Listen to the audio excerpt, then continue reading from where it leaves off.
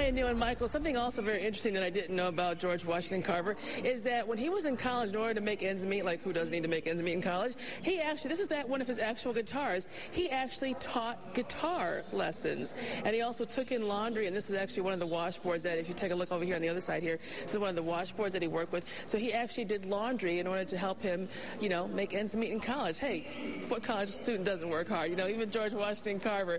And what a hardworking man he was. And joining me right now is Dr. Suzanne Fisher, the curator of technology. And tell me about this typewriter here also that belongs to the Henry Ford. Yeah, this typewriter is part of the Henry Ford's collections. And when Carver was in college, one of the things that he did was type telegrams and do typing for people.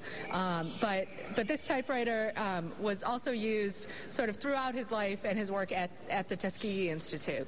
I love it, I love it. And as we come over here, we can also take a look at this uniform that's over here also. And tell me a little bit about that.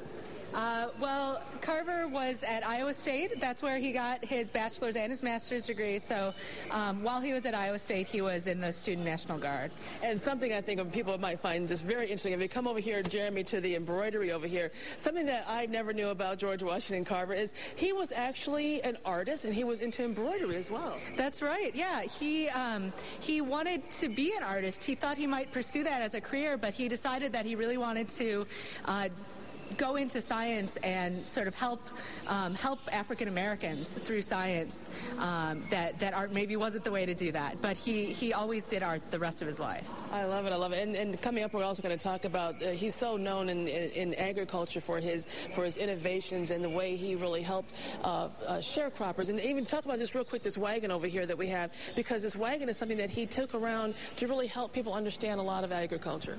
That's absolutely right. This was called the Jessup wagon. This is a reproduction, and it was a traveling school for agricultural science. So he would go around rural Alabama and teach farmers how to plant, how to live more sustainably and more successfully. Yeah. Awesome, awesome. Thank you so much. And the new exhibit is here at Henry Ford Museum here in Dearborn. And if you want more information on ticket prices and times and things like that, go to thehenryford.org. A lot of information there and so much to learn here in the museum. You really ought to come down here and check it out. We're going to actually show you a little bit more coming up in just a few minutes. But for now, reporting live in Dearborn, Kimberly Craig, Channel 7 Action News. Anu and Michael, back to you. Can you embroider and innovate in agriculture? No. Who can do that? And teach guitar on the side. Right, exactly. You know?